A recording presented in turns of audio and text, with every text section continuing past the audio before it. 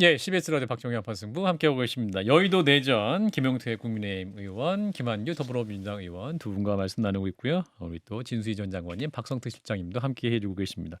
요 얘기 잠깐 하고 이제 국회 본회의 상황으로 넘어가면 좋을 것 같은데, 이제 김건희 여사를 보좌할 제2부속실을 설치하고 이제 용산 대통령실에서 착수를 했죠. 근데 김종인 전 비대위원장이 김건희 여사 성향을 볼 때 부속실 설치가 큰 효과가 있을지 모르겠다. 그렇게 해서 잡힐 것 같으면 진작에 자제했겠지라고 말씀을 하시고, 어제 이제 조원진 그 우리공화당 대표 같은 경우는 김건희 여사가 제2의 선언을 해야 된다. 다시 내조만 하겠다. 이렇게 선언을 하셔야 된다라고 말씀도 하셨는데, 자, 어떻게 보세요? 제2 부속실 설치로 인한 효과와 기대에 대해서 우리 진 장관님이 좀 말씀 주실까요? 먼저. 예. 어려운 질문인데. 네, 예. 네. 만시지탄의 느낌은 있지만 예. 그래도 안 하는 것보다는 음. 그래도 낫겠지라는 기대를 말씀을 드려야 될 것 같고요. 이게 그 제2부속실이라는 게 그 영부인의 활동을 지원하는 것하고 더불어서 관리하고 약간 조금 강하게 얘기하면 약간 통제하는 이거는 그런 하시면 안 됩니다. 이렇게 말할 수 있어요? 부속실장이? 아니 그렇죠. 할 수 있어요? 이렇게 되면 이런 문제가 생길 수도 있으니 이거는 조금 우리가 생각을 해 봐야 되겠다라든지 이런 말을 좀 할 수 있어야 되고 그럼 합리적인 제안이면 또 수용도 해야 되고 그런 거 아니겠습니까? 그래서 그런 기능도 있다고 믿고 싶고요. 그런 점에서는 안 하는 것보다는 하는 게 낫겠고 이 부속실 설치가 된 그 과정이나 배경을 영부인께서 다 알고 계시기 때문에 조금 후반부에는 조금 달리 활동하시지 않을까 청와대 싶습니다. 근무하셨던 김한규 의원님, 부속실에서 그렇게 어떤 범위와 어떠한 역할을 제한할 수 있습니까? 여사의 활동 못하죠. 아니요. 못한답니다. 아니 부속실은 이제 당연히 있어야 되는 건데 그게 이제 괜히 없앤 거고 예. 영부인이 영부인으로서 해야 될 일은 있어요. 네. 저는 그냥 뭐 가정주부처럼 아무 일도 하지 말아라 이거는 말이 안 된다고 그렇죠. 생각하고 부부 그럼요. 동반으로 해야 되는 게 있고 또 영부인 자체가 독자적으로 행사 참석하는 거 있고 저는 해야 된다고 생각해요. 근데 우려하는 거는 이제 대통령하고도 뭐 국정에 대해서 논의하실 수도 있어요. 두 분 간에 부부 간에 서로 조언도 하실 수 있고 그런데 여사가 영부인이 직접 공무원한테 업무 지시하고 이런 것들이 문제인데 업무 지시를 받았을 때 공무원이 노라고 얘기할 수 있으면 되죠. 그런데 이제 최순실 사태 때 부속실이라든지 아니 부속실이 아니라 대통령 비서실에 있는 분들이 노라고 못했기 때문에 예. 문제가 생겼던 거고 이번에도 제2부속실에서 그런 요청을 받아서 오히려 다른 비서관들이나 수석실에 전달하는 역할을 하는 창구가 되면 그건 문제가 되는데 국회에서 일부는 감독할 수 있죠. 운영위에서 부속실 사람들을 불러서 현안 질의도 할 수 있고 아니면 예산도 왜 부속실에 이렇게 예산이 불필요하게 있냐라고 하는 거는 지난 2년보다는 조금 더 투명해질 수 있지만 국민들이 우려하는 부분 예를 들어서 미국의 힐러리 예전에 영부인 같은 경우에는 대통령실에다가 사무실도 뒀었고 그래요? 예, 카터 대통령 부인 같은 경우는 국무회의도 들어와서 참관하고 그러셨거든요. 그러니까 이런 식으로 뭔가 실질적으로는 대통령의 어떤 조언 상대방이 아니라 실질적으로 공무원들한테 뭔가 얘기하고 계시지 않나라는 저희 불안감이 있는 거죠.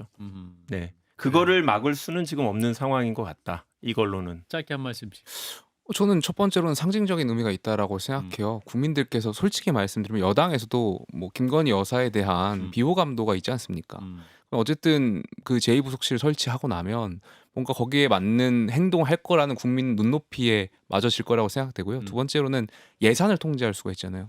김한규 의원 말씀하셨던 것처럼 국회 운영위에 불러가지고 예산에 대해서 지적할 수도 있고 어느 정도가 배정받았는지 국민이 확인할 수도 있고 예. 그런 좋은 작용이 있지 않을까 생각합니다. 저는 뭐 늘 처음부터 2월부터 얘기했지만 부속실이 큰 의미 없다.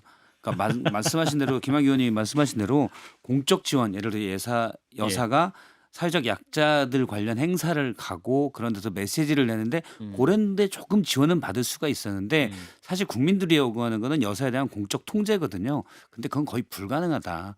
아마 제2부속실장 이건 뭐 제 추정인데 부속실장이 코바나 콘텐츠에서 갔던 지금도 부속실에서 여사팀에 소속돼 있던 분들 있죠. 예. 그분들에게 아니 여사한테 이렇게 하시면 안 된다고 얘기 좀 하세요. 그게 먹힐 것 같아요.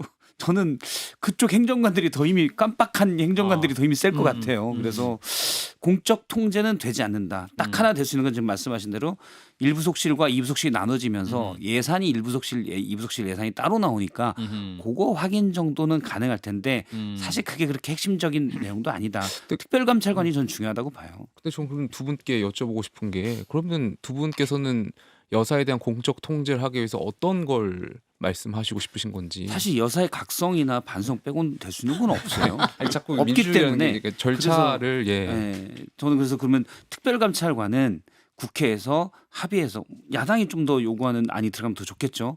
그러면 특별감찰관이 명망 있는 분이 한다면 예전에 이석수 감찰관이 했던 것처럼 그 활동이 지원된다면 그건 통제가 가능하겠죠. 저는 특별감찰관에 대해서도 부정적인데요. 왜냐하면 특별감찰관의 법에 보면 국회가 3인의 후보자를 추천하면 그중에 한 분을 대통령이 임명하고 청문회를 하도록 돼 있거든요.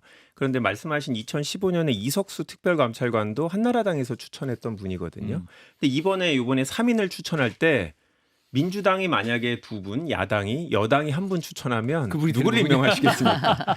과연 그런데 여당이 임명한 분, 이런 분이 과연 대통령의 배우자나 가족을 객관적으로 독립적으로 판단할 수 있을까? 만약에 야당이 추천한 분을 해야 된다라고 하면 2분 중에 1분을 그렇게 한다면 그래도 통제할 수 있고 만약에 확인을 못해도 야당 입장에서는 더 이상 할 말이 없거든요. 특별감찰관까지 우리가 추천한 사람이 됐는데 지금 구조는 아니다. 알겠습니다. 그 얘기 여기까지 하고요. 자, 과방위로 가보겠습니다. 이진숙 방통위원장에 대한 탄핵 소추안 표결이 오늘 또 있었긴 했고 이제 과방위에서는 이제 이진숙 위원장을 오늘 부르려고 했었는데 건강상 입원으로 이제 불출석한 그런 상황이기도 하죠. 자, 오늘 이제 국회에서 논의됐던 상황 그리고 이제 과방위에서 또 이러한 강경한 움직임이 일고 있는데 이 부분 어떻게 보시는지 이 부분은 우리 진정관님이 하시려고 입을 떼셨습니다. 예. 아니 그 이제 아파서 이진숙 위원장 그 아프시잖아요. 상임위에 못 나오셨다 그러는데 저는 아플 것 같아요. 왜냐하면 너무 그 아니 청문회가 젊은 사람이고 허리가 튼튼한 사람이라도 사흘 내리 하루에 15시간 이상씩 청문회 거기를 긴장 상태로 계속 앉아서 온갖 비난과 비판 뭐 칭찬은 없었잖아요. 그런 상황에서 사흘을 내리 그렇게 하면 젊은 사람이라도 병에 걸릴 것 같은 아파 누울 것 같은 생각이 들기도 하고요. 그게 예. 그냥 거짓 같지는 않고요. 그다음에 또 하나는 아까 박정훈 의원이 상임위에서 지적을 했던 대로 아니 당일 탄핵하겠다는 사람을 불러다가 무슨 얘기를 물어보고 듣겠다는 건지 그것도 조금 의미가 없는 이야기 아닌가 싶은 생각이 들어요. 네.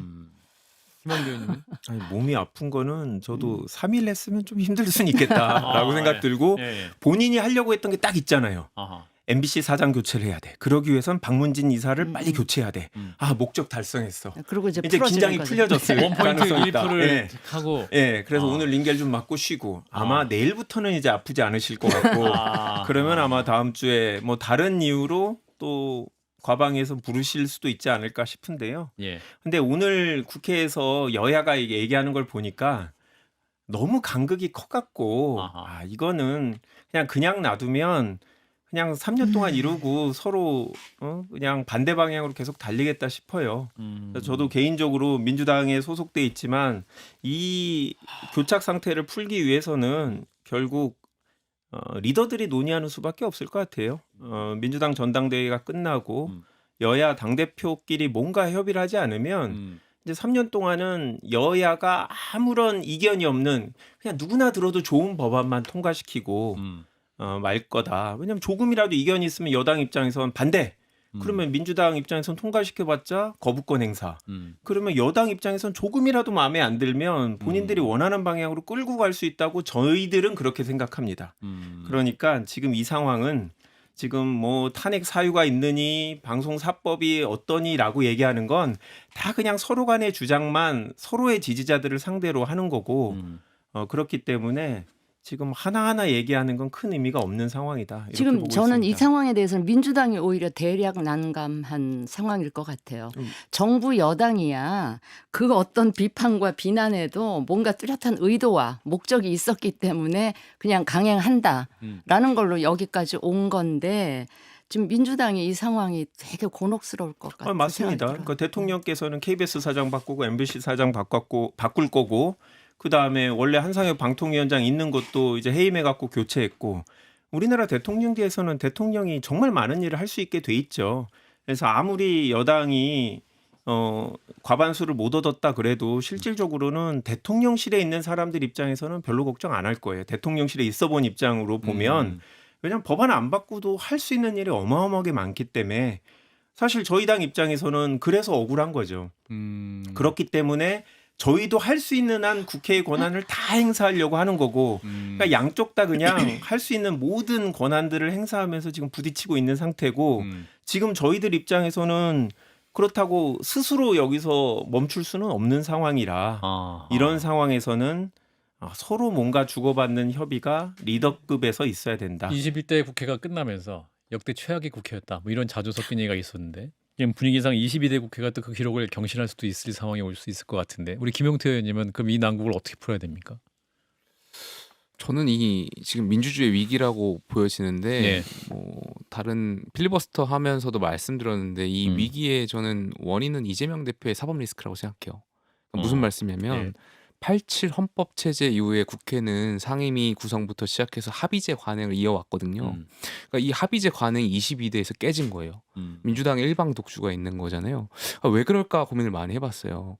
이렇게 말하면 이제 민주당에서는 윤석열 대통령이나 윤석열 정부가 너무 강압적인 거 아니냐라는 비판하시죠. 예. 물론 윤석열 정부도 사법 딜레마가 있어요. 근데 87 헌법 체제 이후에 거의 대부분의 현직 대통령 정부는 사법 딜레마가 있어 왔어요. 그걸 지혜롭게 풀어왔죠. 다만 똑같은 상황인데 왜 22대에서만 국회가 합의제 관행이 깨질까? 그러니까 변수는 이재명 이 초유의 제1야당의 다수당의 당대표의 사법 딜레마 리스크가 새로운 변수로 작용하고 있는 것 같거든요.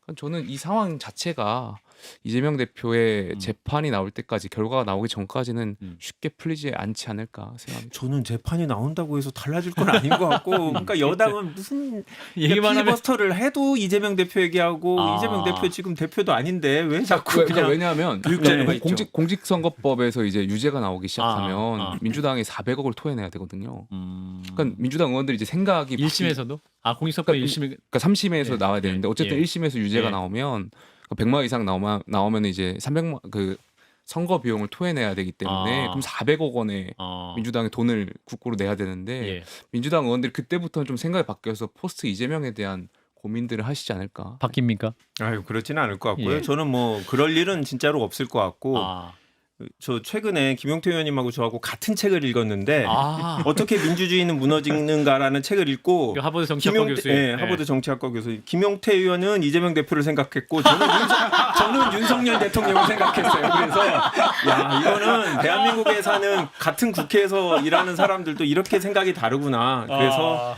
지금 뭐 그냥 놔둬서는 내가 뭔가 한번 타협적이 생길 것 같지 않다. 두 분이 읽어보시기 바랍니다. 저는 책은 안 읽어봤는데 지금이 이재명 정부 시기가 아니잖아요. 물론 저는 지금의 민주당이 잘하지도 못하고 있고 전략적이지도 않다고 생각해요. 계속되는 탄핵 수출나 아니면 계속해서 법안을 강행 어차피 거부권이 뻔한 걸 이런 게 전략적이지 못하다고 생각하는데 가장 최종 그리고 최초의 책임은 저는 윤석열 대통령에게 있다고 봐요. 예를 들어 방송사법을 예를 들면 전 방송사법이 세련된 법안은 아니라고 생각을 하거든요.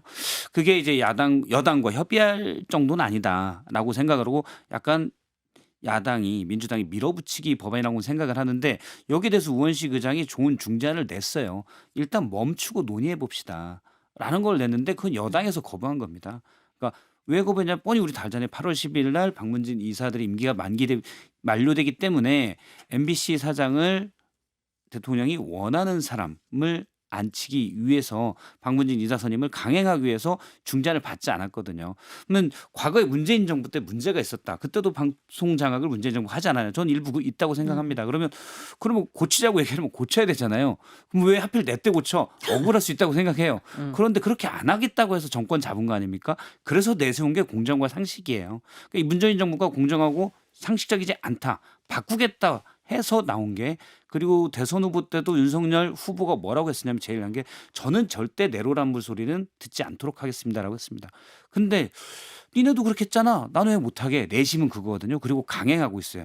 그러면 지금은 이재명 정부 시기가 아니고 윤석열 정부 시기이기 때문에 이 최종 책임은 윤석열 대통령한테 있는 거예요. 근데 민생은 서로 국회가 지금 김한규 의원님이 좋은 말씀해 주셨는데 민생이 다 막혀 있어서 아무것도 안 돼요. 민주당도 뭐 잘하고 있는 건 아니지만 어쨌든 여야가 꽉 막혀 있어서 실제 중요한 법안에서는 한 발도 못 나가고 있거든요. 이 와중에 UMF 사태 팀원 터져서 중소상공인들 힘들고 하고 있고 그러면 이거를 챙겨야 될 거는 나라를 잘 이끌겠다는 대통령의 약속이 제일 중요한 거거든요. 근데 그게 진행이 저는 안 되고 있다고 생각해요. 저런 말씀에 대해서 제가 한 말씀 한 말씀 하세요. 예. 제가 방송법은 네. 다른 얘기니까 그거는 제껴놓고 지금 무한 반복 과정을 우리가 보고 있잖아요. 단독 처리하고 거부권 행사하고 재표결에 또 부결시키고 그런데 그런 반복 과정을 거치면서 민주당은 글자 한 장 안 고치고 계속 똑같은 법안을 내요. 그 과정 충분히 예상되는 과정을 생각하면서도 그러면서 제가 처음에는 이러면 안 될 텐데 하는 생각을 했는데 지금 시점에서는요. 민주당이 과연 지금 계속 발의하고 처리하는 이 법안들에 대해서 관철시킬 진정성이 있는가. 그거에 대해서 제가 의심을 하지 않을 수가 없는 게 물론 민주당이 하고 싶은 법안, 법제화하고 싶은 게 있다 하더라도 또 같은 과정을 겪게 되는 걸 예. 의식을 한다면 최소한 100% 자신들이 원하는 걸 다 집어넣을 수는 없잖아요. 좀 포기할 거 포기하고 국민의힘을 끌어들여서 양보해서 대폭 수정된 안을 통과시키더라도 그런 노력과 작업과 이 대화를 하는 거를 해야지 뻔히 결과를 알면서 계속 같은 과정을 반복시키고 있다는 거에 대해서 저는 이거는 법제화에 진정성이 없구나 이런 생각을 하지 않을 수가 없어요. 만약에 네. 이제 방송법 이슈는 대통령께서 MBC 사장 이번 사장은 임기까지는 일단 보장하겠다. 그 뒤에는 그래도 이번에는 여당에서 뭐 정권을 가져갔으니 관례대로 우리 쪽에서 괜찮은 사람 임명하겠다. 이런다고 하면 한번 뭔가 대화가 시작할 수 있을 것 같아요. 마찬가지로 이 특검이라든지 여러 가지 법안들이 계속 반복되고 있는데 대통령께서 이렇게 여야가 그래도 조금 협의를 하면 나는 거부권 행사하지 않겠다라고 약속을 한다면 민주당도 이렇게 이런 상황에서 우리가 무리하게 우리 주장만 담은 법안을 강행한다면 이건 국민들한테 비판을 받을 거다라는 생각이 들 것 같거든요. 그러니까 결국 우리 입장에서는 이제 대통령께서 먼저 양보를 해주셨으면 좋겠다라는 거고 이제 여당에서는 법안부터 양보를 하면 대통령도 거부권 행사 안 할 거다라는 얘기인데 지금 이 상황이면요. 먼저 양보하는 쪽이 훨씬 더 국민적인 박수를 많이 받을 것 그러니까 같아요. 대통령한테 그런 기회를 양보해 드리겠습니다. 저는 이게 전략적으로 예. 민주당이 약간 잘못하고 있다고 생각하는 게 예. 다음 대선을 윤석열 대통령과 붙는 게 아니거든요. 맞아요. 그래서 어차피 제가 그래서 한동훈 지도부의 면면을 좀 보고 긴장해야 된다고 생각한 건데 어차피 한동훈 대표든 다른 사람이든 예. 다음 사람이 나요. 그리고 과거 그러니까 정권 내부에서 정권 연장, 사실상의 정권 교체지만 연장이 이뤘을 때는 이전 정부와 가장 다르게 예를 들어 이명박 박근혜 대통령 때도 그랬잖아요. 그러면 가장 뒤엎어서 나올 거라고요. 그런데 지금 현직에 있는 대통령과 비슷하게만 싸워봐야 결국에 이 사람은 내가 잘못했어. 나 집에 갈게. 혹은 나중에 임기 끝나고 만약 간다면 막 때리다가만 얘 갔네? 그럼 이상하게 되는 거예요. 그래서 저는 그런 면을 전략적으로 좀 민주당이 봐야 된다라고 생각하니까 사실은 지금 전 윤석열 정부가 민주주의도 상당히 후퇴됐고 무도하고 무능하다고 생각해요. 개인적으로. 그런데 거기에 사실은 저쪽에서 그러니까 우리도 어쩔 수 없고 똑같이 맞서면 이게 윤석열 정부의 무능무도가 더 부각되기보다는 그냥 둘이 싸운 애가 돼버려요. 똑같네. 이건 그러니까 그게 옳고 그름을 떠나서 실제 어떻게 보이느냐에 보는 건 그냥 싸우는 것처럼 보이기 때문에 이런 부분들이 과연 민주당에게 유리할까라는 생각을 해요. 저희도 그런 불안감이 사실 지난 총선 때 있었어요. 한동훈 비대위원장이 오면서 혹시 엄청 잘하지 않을까? 겉으로는 한동훈 비대위원장 되면 땡큐지라고 했지만 속으로는 그런 불안감이 있었는데 예. 하시는 거 보니까 뭐 586 물러나라 뭐 이런 얘기하는 거 이조 보고 심판. 예. 별게 없구나라고 생각하면서 좀 안심했고 실제로 결과에서 이겼죠. 대선은 저도 말씀하신 대로 여당과 야당 후보들 간의 비교라고 생각해요. 그런데 2년 후에 지방선거는 또 그렇지 않거든요. 대통령이 못하면 분명히 선거에 영향을 미칠 겁니다. 그러면 저희 입장에서는 대통령하고 2020년 선거를 위해서는 각을 계속 세울 수밖에 없어요.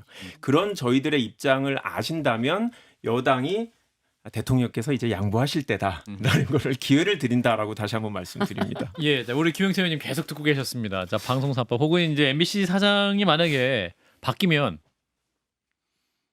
여당에 유리한 지형이 됩니까? 지지율에 도움이 되고 그런 상황일까요? 좀 뭐 그렇진 않을 거라고 생각하는데 예. 지금 일련의 상황들이 예. 사실 민주당이 움직이고 있는 것들이 예를 들면은 이재명 대표의 수사 검사들을 탄핵한다라든지 아니면 대북송금 특검법을 발의한다라든지 방송사법이라든지 이 일련의 과정들이 다 이재명 대표하고 연결되어 있는 거잖아요. 그럼 민주당이 굉장히 독주하면서 합의를 할 생각이 없어요. 그러니까 법사위원장, 운영위원장 다 독식했잖아요.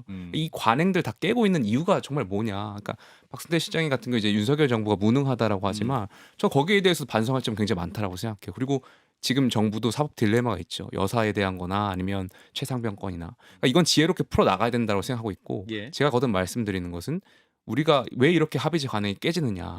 그거는 우리가 87 헌법 체제 이후에 여소야 대상이 있어 왔지만 이렇게 제1야당이 많은 의석수를 가진 것도 처음이고 대통령 권력과 의회 권력이 정면 충돌하는 상황에서 제1야당 대표의 또 90%를 지금 기록하고 있는 유력한 대표의 사법 딜레마가 있다라는 전 변수를 좀 주목하고 싶다라는 말씀드리고 싶습니다. 저는 그 방송법하고 30초? 관련해서 네네. 이철희 수석이 지난번에 나와서 말씀하셨듯이 이제 MBC 사장 바뀌면 예. 뭐가 좋겠느냐 예. 물어보셨잖아요. 이 레거시 미디어의 영향력이 예전 같지가 않기 때문에 그런 걸 감안한다면 이 MBC에 우리가 이렇게까지 집중하지 않는 게 오히려 현명하지 않을까. KBS 사장 바꾸고 다 해봤더니 KBS 시청률만 떨어지는 이런 상황을 좀 그 참고를 했으면 좋겠다. 네, 저도 KBS 출연하다가 이제 그만 나가게 됐었는데요. MBC도 이제 못 나가게 될 가능성이 있죠. 네. 예. 자, 일단 오늘 여기까지 하도록 하겠습니다. 여의도 내전 함께해 주신 분 국민의힘 김용태 의원님, 더불어민주당 김한규 의원님 두 분 고맙습니다. 감사합니다.